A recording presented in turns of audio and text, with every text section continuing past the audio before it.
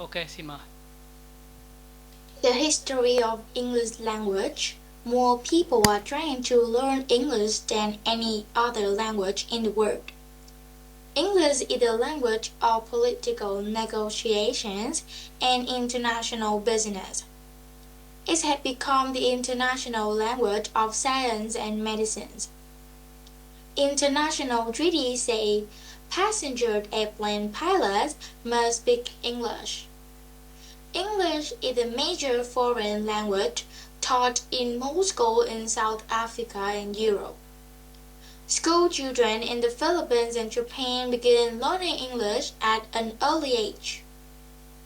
English is the official language of more than 75 countries, including Britain, Canada, the United States, Australia, and South Africa. In countries where many different languages are spoken, English is often used as an official language to help people communicate. India is a good example. English is the common language in this country, where at least 24 languages are spoken by more than 1 million people. So, where did the English language come from? Why has it become so popular? To answer the question, we must travel back in time about 5,000 years to an area north of the Black Sea in southeastern Europe. Experts say the people in that area spoke a language called Proto-Indo-European. That language is not longer spoken. Researchers do not really know what it sounded like.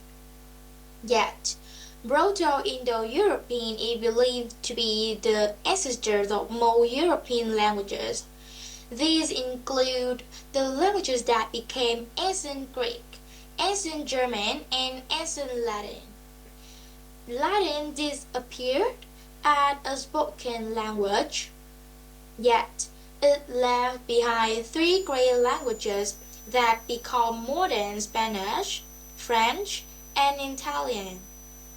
Ancient German became Dutch, Danish, German, Norwegian, Swedish, and one of the languages that developed into English.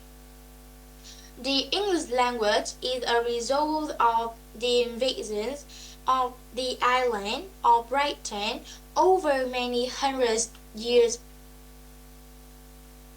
The invaders lived along the northern coast of Europe. The first invasions were by a people called Angles about 1,500 years ago. The Angles were a German tribe who crossed the English Channel. Later, two more groups crossed to Britain. They were the Saxons and the Jutes. These groups fought a people called the Celts, who had lived in Britain for many thousands of years. The Celts and the invaders fought. After a while, most of the Celts were killed or made slaves. Some escaped to live in the area that became Wales. Through the years, the Saxons, Angles, and Jutes mixed their different languages. The result is what is called Anglo-Saxons or Old English. Old English is extremely difficult to understand. Only the few experts can read this earliest form of English. Several written works have survived from the Old English period. Perhaps the most famous is called Poem. It is the oldest known English poem. Experts say it was written in Britain more than 1,000 years ago. The names of the persons who wrote it is not known. Poem is the story of a great king who fought against monsters. He was a good king, well liked by his people. A new book by Seamus Heaney tells this ancient story is in modern English. The next great invasions of Britain came from the far north beginning about 1,100 years ago.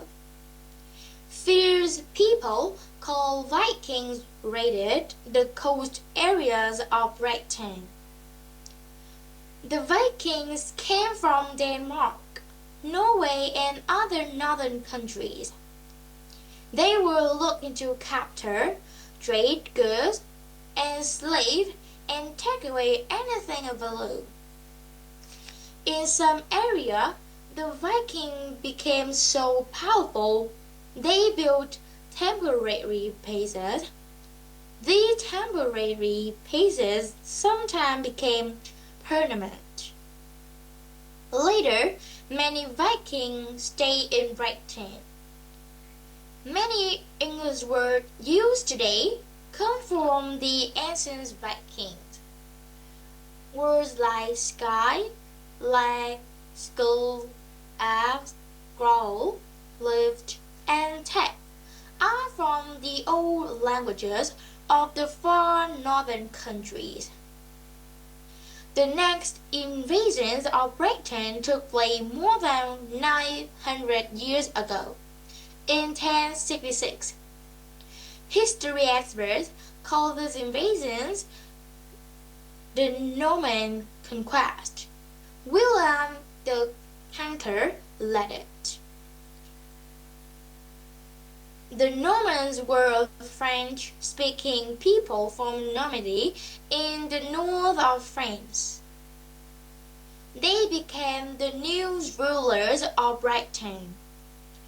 These new rulers spoke only French for several hundred years.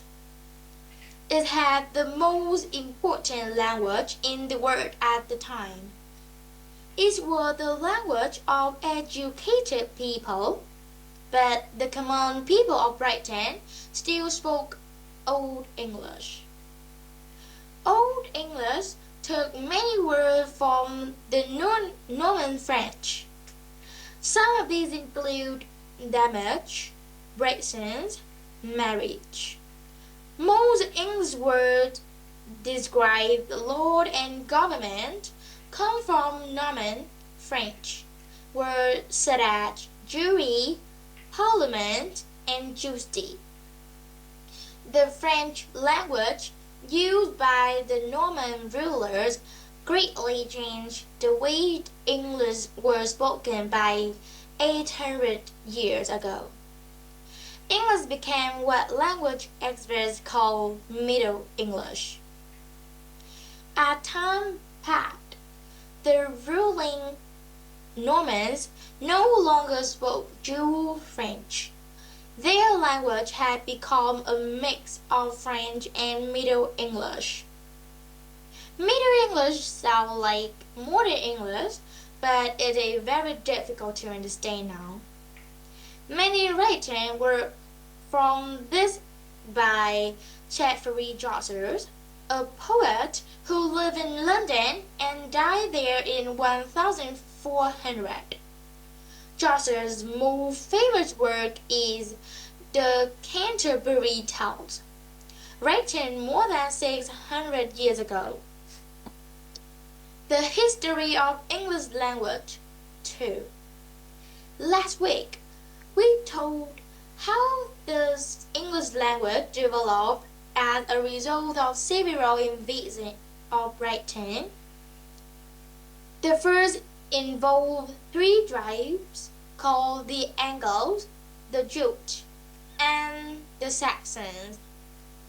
A mix of their languages produced a language called Anglo-Saxons or Old English. It sounded very much like German. Only the few words remained from the Celts, who had lived in Britain. Two more invasions added words to Old English. The Viking of Denmark Norway and Sweden arrived in Britain more than 1,000 years ago. The next invasions took place in the year 166. French forces from Normandy were led by a man known as William the Conqueror. The Normandy rulers added many words to English. The word parliament, jury, justice, and others that deal with law come from the Norman rulers. Over time, the different languages combined to result in what English experts call Middle English. While Middle English still sounds similar to German, it also beginning to sound like Modern English. Here Warren Steele read the very beginning of Geoffrey Chaucer's great poem, The Canterbury Tales, as it were written in Middle English. Chaucer wrote that poem in the late 1300. It was written in the language of the people. The rulers of Britain at the time still spoke the Norman French they brought with them in 1066.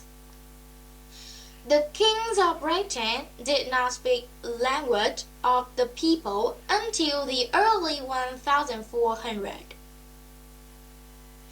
Slowly, Norman French were used less and less until it disappeared. The English language was strongly influenced by incidents that by an event that took place in 1400 years ago. In the years 597, the Roman Catholic Church began its attempt to make Christianity the religion of Britain. The language of the Catholic Church was Latin. Latin was not spoken as a language in any countries at the time, but it was still used by some people. Latin made it possible for a church members from Rome to speak to a church members from Britain. Educated people from different countries could communicate using Latin. Latin has a great effect on the English language. Here are the fewer the Latin words discussed became several words in English, including disc, dish, and desk. The Latin word quietus became the English word quiet. Some English names of plants, such as a ginger, and trees, such as cedar, come from Latin. So do some medical words such as cancer. English is a little like a living thing that's continued to grow. English began to grow more quickly when William Captain returned to Britain in the year 1476. He has been in Holland and other areas of Europe where he has learned printing. He returned to Britain with the first printing press. The printing press made it possible for almost anyone to buy a book. It helped spread education and the English language. Slowly, during the 1500s, English became the modern language we would recognize. English speakers today will be able to communicate with English speakers in the last part of the 16th century. It was during this time period that the greatest writer in English produced his work. His name was William Shakespeare. His play continued to be printed, acted in theaters, and seen in motion pictures almost 400 years after his death. Experts say that Shakespeare's work were written to be performed on the stage, not to be read. Yet, very seldom of his work can be reduced word pictures and provide feeling of anger, fear, and laughter. Shakespeare's famous play Romeo and Juliet is so sad that people cry when they see the famous story. The story of the power-hungry King Richard III is another very popular play by Shakespeare. The development of the English language took a giant step just 9 years before the death of William Shakespeare. Three small British ships crossed the Atlantic Ocean in 1607. They landed in an area that would later become the Southern American state of Virginia. They began the first of several British colonies. The name of the first small colonies was Jamestown. In time, people in this new colony began to call areas of their new land by were borrowed from the native people they found living there. For example, many of the great rivers in the United States were taken from American Indian words. The Mississippi, the Tennessee, the Missouri are examples. Other Native American words included moccasins, the kind of the shoes made of animal skin that Indians wore on their feet. This borrowing or adding of foreign words to English was a way of expanding the language. The names of 3 days in the week are a good example of this. People from Northern Europe honored 3 gods with a special day each week. The gods were Odin, Thor, and Freya. Odin's days became Wednesday in English. Thor's day became Thursday, and Freya's day became Friday.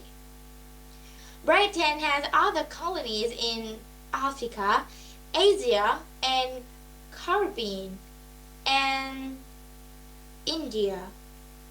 The English language also became part of this colony. These colonies are now independent, but English still is one of the languages spoken.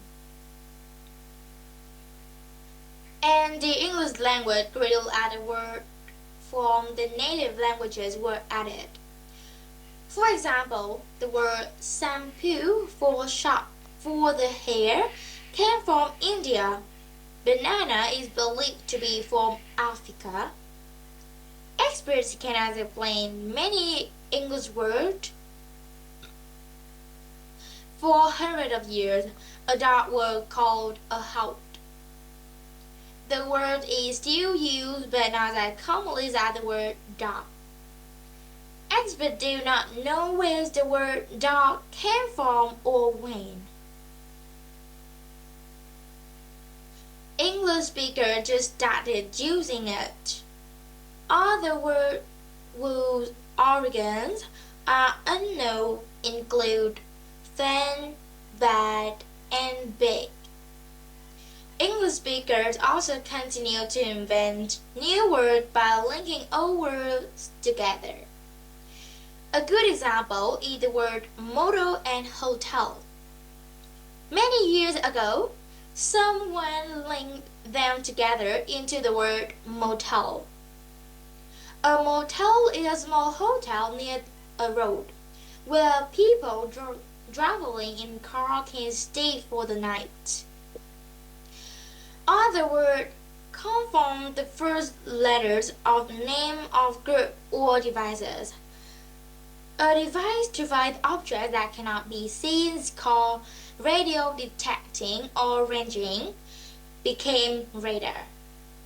The North Atlantic Treaty Organization is usually called NATO.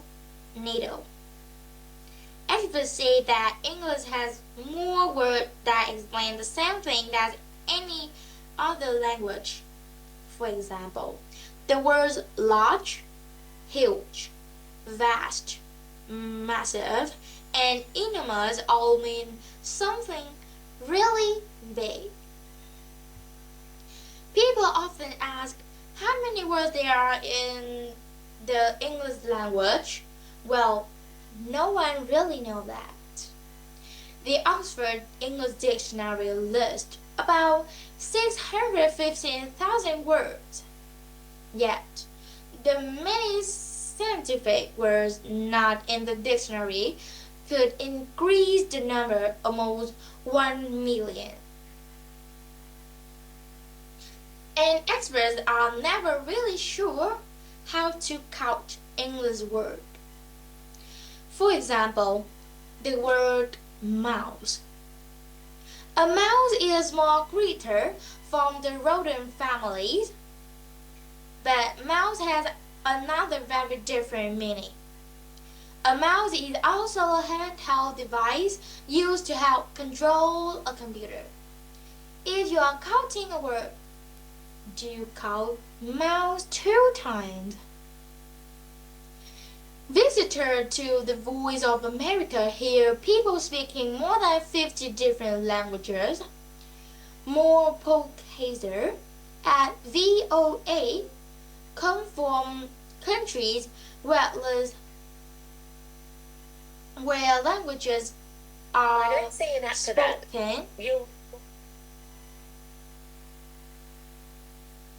spoken. International organizations such as VOA would find it possible to operate without a second language all the people speak. The language that permits VOA to work is English.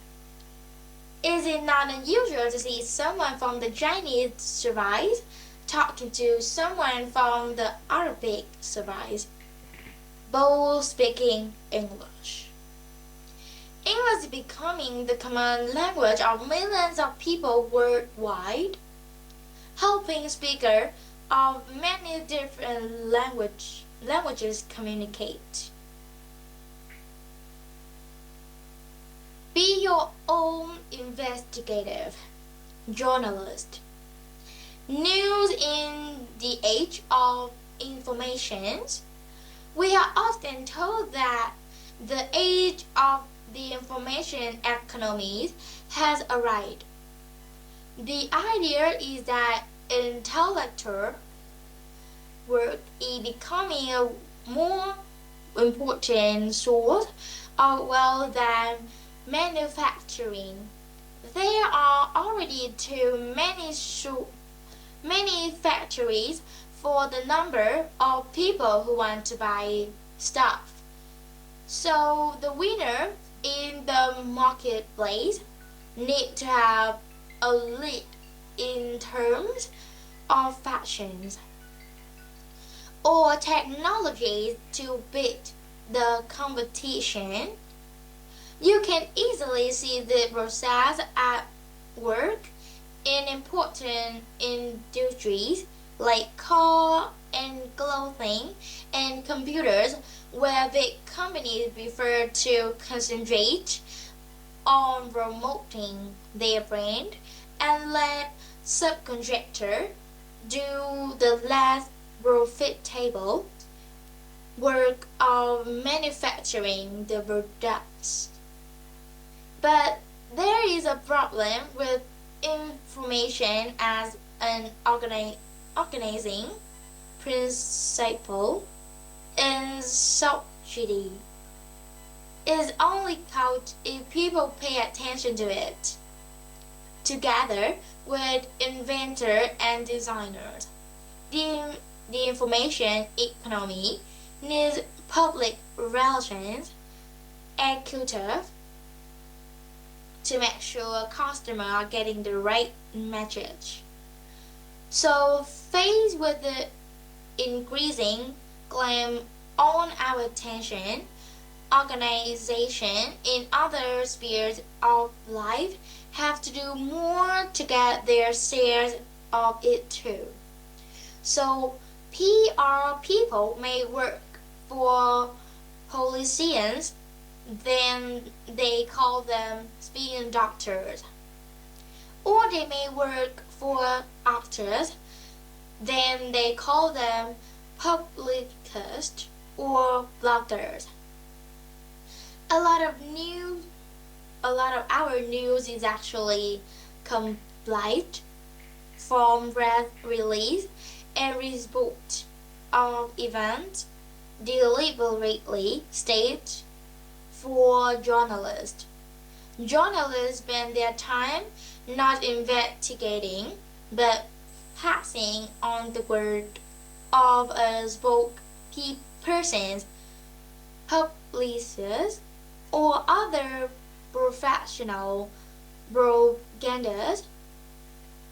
Quoting from Evelyn Waugh, the manipulation of news is more clearly visible in time of war.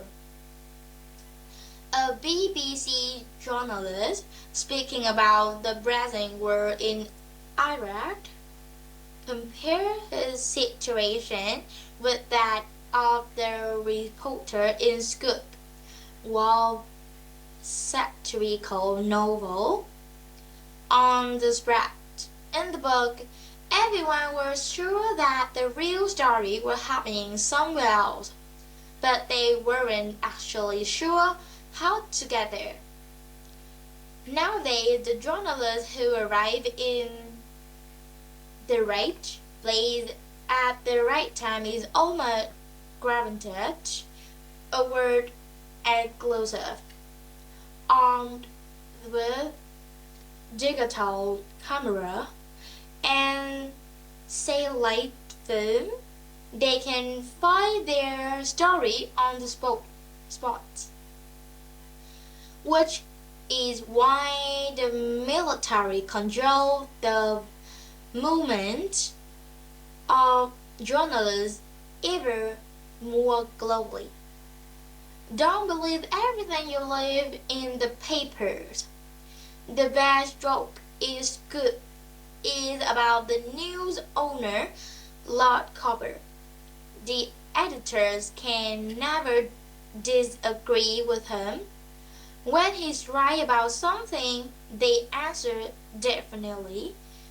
And when he's wrong, they say, up to a point, lot cover. It seems reasonable to suppose that, in the real world, the opinion of such powerful tycoons still influence the journalists and editors who work for them. Infotainment, in countries where the news is not officially controlled, is likely to be provided by commercial organizations who depend on advertising.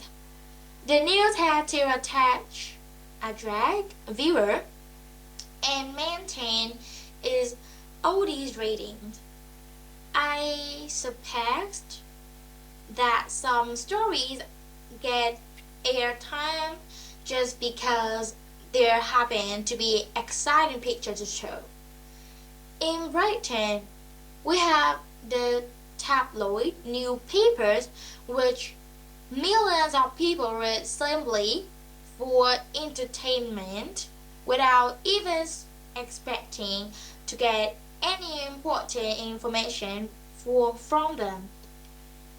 I think this is why politicians' speeches nowadays have to include a sound bite, the small segment that seems to give a powerful message.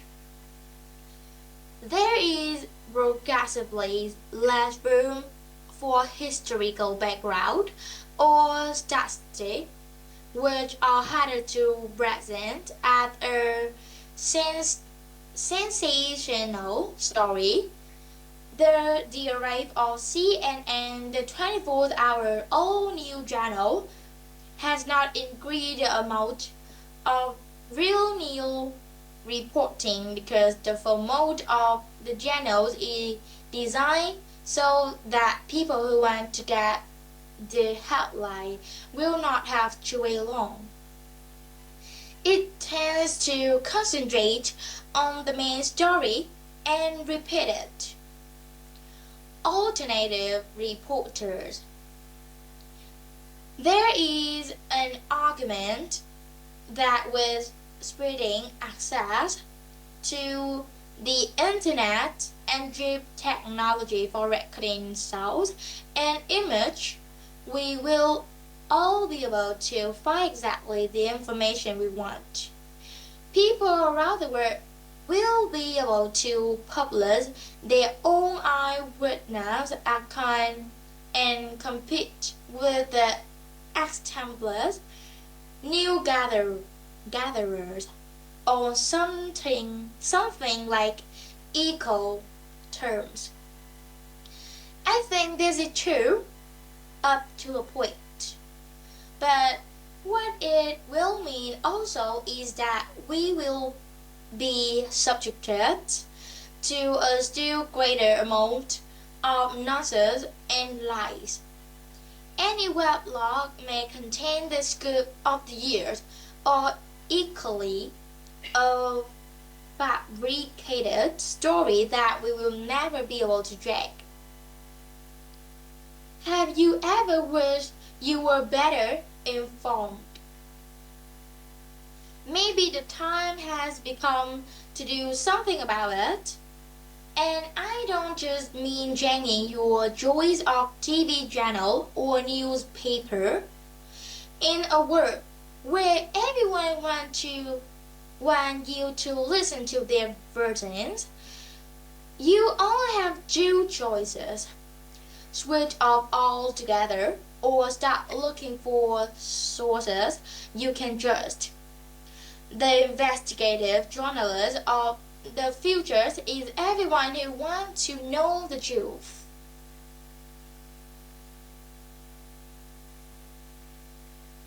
Xong rồi bác ơi.